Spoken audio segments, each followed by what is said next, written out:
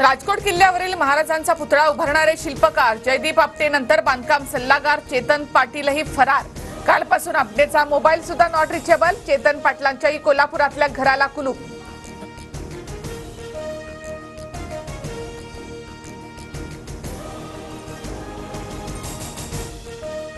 आणि मुख्याध्यापिका फरार, पोलिसांकडून शोध सुरू।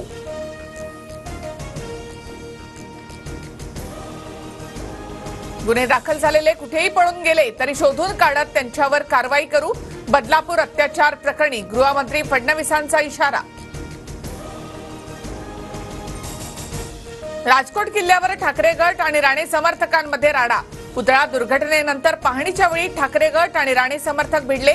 एकाच वेळी पाहणीसाठी आल्यामुळे राडा। 2 तासानंतर तणाव निवळला। दुर्घटना पाहणीवरून दोन्हीकडच्या लोकांमध्ये वादावादी। महाराजांचा पुतळा पडलेला असताना ती काय पाहायची गोष्ट आहे का? स्वतः पाहणीसाठी गेलेल्या नारायण राणेंचाच विरोधकांना सवाल। एकेकाला घरात खेचून रात्रीतूनच मारून टाकीन। पोलिसांसमोरच भाजपच्या नारायण राणेंची महाविकास आघाडीच्या आंदोलकांना धमकी। अंगावर येण्यावरून आरोप प्रत्यारोप। सरकारने मोठा भ्रष्टाचार केल्यामुळे पुतळा कोसळला। भ्रष्टाचार कुठे करावा हेही आता यांना तारतम्य राहिलेलं नाही। शरद पवार आक्रमक तर महाराष्ट्रामध्ये प्रचंड किळसवाणा प्रकार सुरू। उद्धव ठाकरे सुद्धा संतापले। शरद पवार इतर ठिकाणी भ्रष्टाचाराला समर्थन देतात का? पवारांच्या विधानावरून फडणवीसांचा सवाल। तर पवारांचं वक्तव्य निवडणुका डोळ्यासमोर ठेवून फडणवीसांची टीका। 1 सप्टेंबर पासून सरकार विरोधात जोडे मारो आंदोलन। महाविकास आघाडीच्या नेत्यांची घोषणा। हुतात्मा चौक ते गेटवे पर्यंत सरकारला जोडे मारो आंदोलन करणार। शिवरायांचा पुतळा कोसळल्यानंतर महाविकास आघाडी आक्रमक। शिवरायांचा पुतळा पुन्हा उभारणं हेच लक्ष्य। पावसाळी वातावरणामुळे पुतळा कोसळला, नारायण राणेंचा दावा। तर स्वतःच्या वडिलांचा पुतळाही सरकारी खर्चातून बनवला। राणेंचा ठाकरेंवर पलटवार। शिवरायांचा पुतळा 8 महिन्यातच कोसळला। आता हे सरकार गाडेपर्यंत आपल्याला लढायचंय। महाराष्ट्र झुकणार नाही हे दिल्लीला सांगायचं। भर पावसात सभा घेत आदित्य ठाकरे यांचा हल्लाबोल।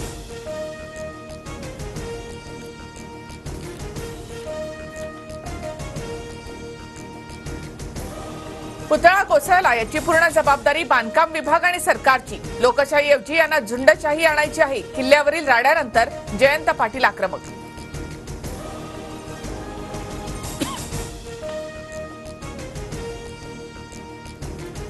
शिवराय आपले दैवत, 1 वर्षातच पुतळा पडणं ही सर्वांना धक्का देणारी बाब। महाराष्ट्रातील 13 कोटी जनतेची माफी मागतो, अजित पवारांचं विधान।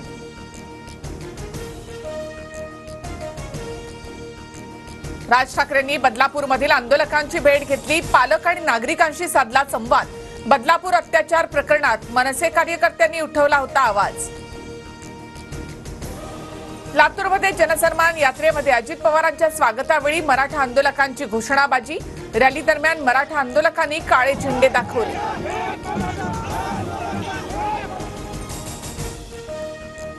शिवरायांच्या पुतळ्याच्या बांधकामामध्ये कोट्यवधींचा भ्रष्टाचार। मुख्यमंत्र्यांच्या पुत्राचं कनेक्शन असल्याचं समोर येतंय। न्यायमूर्तींच्या नेतृत्वात एसआयटी स्थापन करा, संजय राऊतांची मागणी। मालवणमधील शिवरायांचा पुतळा शास्त्रोक्त पद्धतीने बसवला नव्हता।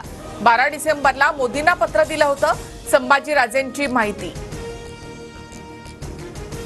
मुलींच्या विरोधामधील अपराध मान्य नाही, मी निराश आणि भयभीत। कोलकातामधील महिला डॉक्टरच्या हत्येनंतर राष्ट्रपती यांचं मोठं विधान।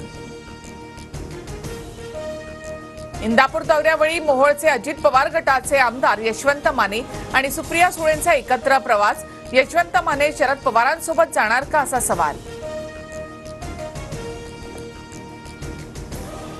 म्हाडा मुंबई मंडळाच्या लॉटरीचे अर्ज भरण्यासाठी 15 दिवसांची मुदतवाढ।